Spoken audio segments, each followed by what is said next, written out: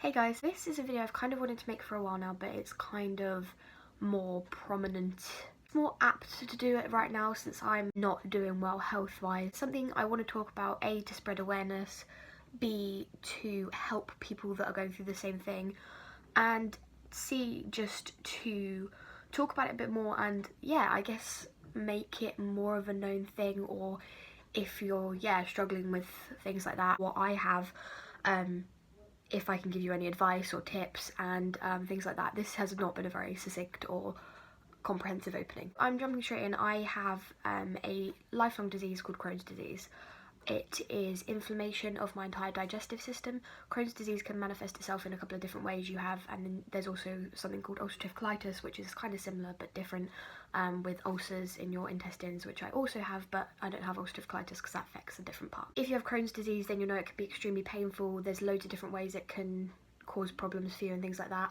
I am in a flare at the moment, and it's been my longest flare, and so far the medication I'm on isn't helping. So I wanted to talk a bit about in this how to deal with having a long-term chronic pain illness, which can be so debilitating and can stop you living your life basically.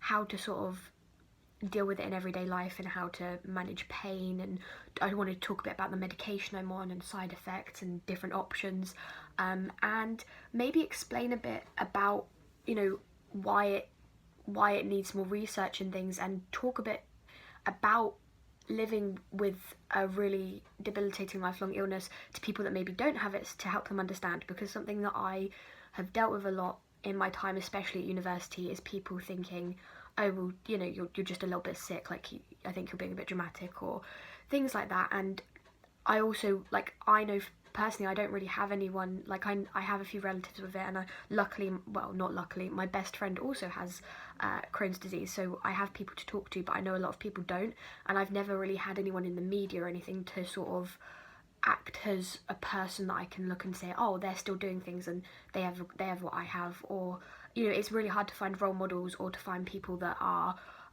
struggling with the same thing. And so I want to be able to put this video out there for everyone, so whether you have it or don't have it, if you have it, then you can look and be like, oh, this is a person that has it, and they might be able to give me some advice, or just it can be quite comforting to hear someone talk about it, or if you don't have it, just to maybe help you understand a little bit more. So I got diagnosed about 2 years ago now. The numbers of people with Crohn's disease has risen dramatically. It gets higher and higher every year.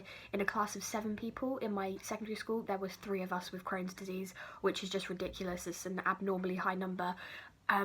I know so many people in my life that have it, like I said, and most people, if you say it to them, will have maybe heard of it, or they know someone with it.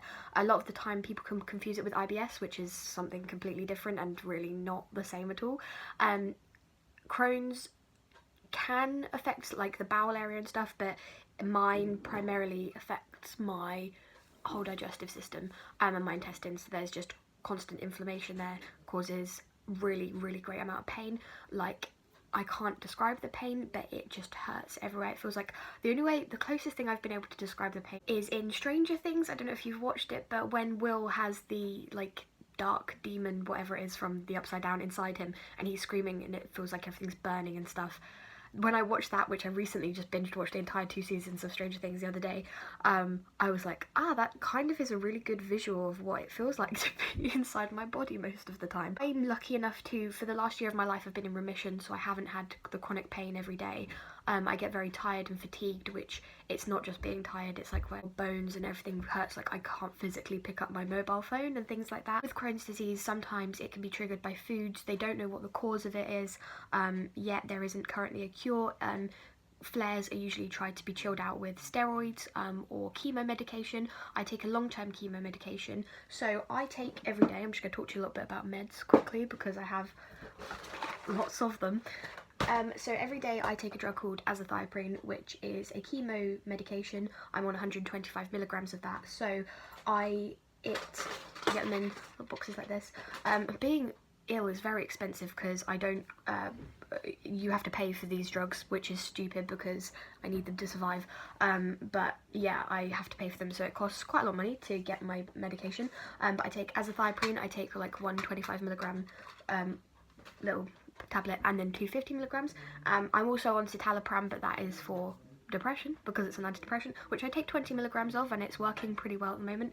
The thing with azathioprine, because it's a chemo drug, they're all immune suppressants, so I have a very shitty immune system because of it. My hair comes out in the shower a little bit. Luckily I have a lot of hair, so it's not too much of a problem, but if I do have to have my dosage upped, then hair loss will become a bit more of a problem, which I try not to think about because it makes me quite upset. The azathioprine just makes me a bit more fatigued and stuff, but for a year, well, at least it's kept me in remission, so that's a long time sort of medication that I'm on, and I'm still on at the moment even though I'm in a flare. So when you're in a flare, they can treat it with a couple of different things. I take a steroid at the moment called prednisone, so I have a multitude of tablets. So if I look inside, one day I think I take about 17 or 18 tablets a day. I take 8 5-milligram tablets of prednisone, and I take an omeprazole, which is, okay, so the steroids are supposed to like chill everything out, calm everything down. The omeprazole is to protect my stomach, I think. This is a 20 milligram capsule. And then I have to take this, which is a chalk that you have to chew, and it's disgusting. You can't swallow it all in one. And it's for calcium, because these steroids can basically mess up your calcium and stuff. So I have to take the steroids, and then I have to take the things that protect me from the steroids, which is annoying. But so I take them in the morning, I take my azathioprine and citalopram in the evening. And they're just one of the quite a lot of different treatments people use. Things work for different people. Usually the prednisone helps my flares, so when I've been in a flare before, I would take the steroid and it would go down within a couple of days. Really simple. I've been on the pred for over a week now, and my symptoms have been reduced very, very slightly, but not by a lot. So I'm thinking that that's not working this time, so I'm gonna have to go back and see about another thing. But I'm on the steroids for another 6 weeks, so I'm hoping my symptoms will continue to reduce, but it's quite frustrating. When it comes to eating, I feel like I haven't made this a very structured video, but I want to talk about eating because that can be quite difficult with Crohn's disease. So a big symptom of Crohn's is rapid weight loss and being malnourished, because your body isn't absorbing things because all of your digestive system just isn't working, and also it can be really hard to eat because it causes a lot of pain. I can feel all my food digest, so when I eat something I count. So my days are full of a lot of counting. I have to count my meds, and then I have to work out, if I have plans, I have to count 6 hours after I've eaten. Between 6 and 7 hours is when my pain will get really bad, because that's when the food has entered my digestive system properly, and that's when I can feel it travelling and going all the way down here into my side, where it will get pushed through, and I can feel all of that happening basically because it hurts a lot. And so I will work things out. So when I went to the theatre the other day, I was having dinner about 4 o'clock, so I was sat at 4 saying, right, so if I eat now 4, 5, 6, 7, 8, 9, 10, I will be in pain at about 10 o'clock, but the show will have finished, so at least I will be only in pain on the train home. I'm in pain all the time at the moment, but it's when the pain gets more dramatic, because there's a few different types of pain. The pain I have permanently in my lower abdomen feels like, the only way I can describe it semi-accurately is like when you're holding a plank for a really, really long time. If any of you do a lot of physical activity like I do, you might know that feeling. You've held it for a really long time, your abs are really, really tight, they feel like they're ripping almost, and you know you need to drop the plank soon. It's that, but permanently. You're permanently being squeezed like that, so it feels like I've done a really hard workout in my lower abs, and that's there all the time. And that is the pain that wakes me up in the night quite a lot, because if I eat dinner, depending what time I eat it, I will wake up at some point in the night, 6 or whatever hours later, when I can feel the food going into my digestive system and hitting that part where the pain is. The pain I get while digesting spans from right up in my chest, and that's more of a real stabby pain, and it just goes all the way down, and it's sharp, and it then spreads into my back. I'm not sure why it spreads into my back. The reason I was in hospital a couple of weeks ago for a couple of days was because I was getting the really, really bad abdominal pain and back into my back, and the azathioprine I'm taking has a real risk of you getting liver problems, kidney problems, things like that. And so I was concerned because I was feeling the sort of pain in my lower back where, some of my organs are and things. So that is still a thing that happens. Now, talking about pain, I've talked about the pain quite a lot. Food, I keep saying I need to talk about food and then don't. So different trigger foods for different people. I was always one of those people that was like, oh, I don't really have any trigger foods, I can eat what I like, the pain just comes when it comes. That turns out probably isn't really the case, because I've been keeping track of it during this flare. I can really only eat toast and maybe mashed potato. So Christmas is a great time to have a flare because it means you can't eat any of the nice food. On the plus side, steroids can make you really hungry, so you tend to put on weight when you have steroids because you just eat all the time, and you do get a steroid face, and I think I will get a steroid face. It's already starting to chub up a little bit, but I haven't been able to eat much, so I've actually lost weight, which, depending which way you look at it, is a good thing. It's probably not a good thing if you are underweight anyway because of Crohn's disease, but I'm not. I am on the chubbier side, which is kind of rare. Annoyingly, but I'm losing a little bit of weight on this Crohn's flare, which I guess when I go back to uni in January I'll be thankful of when I put on my leotard. But it's not ideal because I can't eat a lot of things. Low sodium diets and low, like, no gluten and dairy and things are usually people try them out to help Crohn's disease. I have sort of not tried anything properly. I just try to eat very plain foods when I'm in a flare. Stay away from anything that's even vaguely spicy. Basically nice food. You just can't have chocolate, especially, is not a thing you want to be eating. My Crohn's flare actually started when I just had a Christmas dinner with my housemates and I'd eaten a lot of food, lots of meat, just a lot of food, and I felt really, really full up. And the thing with Crohn's is because your digestive system is so shitty, you have to then have like 6 small meals rather than big ones because your body just won't be able to digest a massive meal. So I think that probably didn't help. Like, I had that and then my flare started, so I haven't really been able to eat big meals or anything. I sort of, yesterday I had toast, some watery soupy thing, and some mashed potato and boiled chicken. And that's all I could eat, and I still got a lot of pain last night that woke me up. So it's just trying to work out what your trigger foods are, because some people, they can eat things and it's fine, some people you can't. Pain management. So if you've got Crohn's or something similar and you are in chronic pain and you're taking your meds but nothing's helping, you can be prescribed painkillers. So I'm on codeine for pain, although the codeine's kind of stopped working because I've been taking it for quite a while, and your body does tend to get used to painkillers. So I would take 1 codeine, 1 paracetamol, and the codeine I think I'm taking is 30 milligrams. So sometimes that works, sometimes paracetamol works. When I go to hospital, they will usually give me, I think, Idomorph through a drip, which can help me, or they'll give me just paracetamol in a drip because it works faster, although that doesn't tend to really do much for pain. They give it to me when I've already taken codeine and can't take anything else, but morphine is generally the thing that will cut out my pain for a little while. If you're at home and you obviously can't get access to these kind of things, having a hot water bottle around is just so... I don't know what I'd do without my hot water bottle. I carry with me a little bag, which is like my Crohn's preparedness kit, which carries codeine, paracetamol, like a travelling hot water bottle, and basically I've invented this thing. I don't think I've invented it, but I want to make it to, like, I know that they probably exist, that, like, you could, like, transportable heating packs, but you get those hand warmers that you, like, scrunch up, they look kind of like tea bags and they get warm. I was going to make a belt thing with, like, little pouches in it that you can then velcro around you, and you can put the hand warmers in it, so when you're in public and you can't fill up your hot water bottle, or you can't put your heating pack in a microwave, you can then carry one around with you. So I'm actually going to make one of them because I think it's going to be really helpful.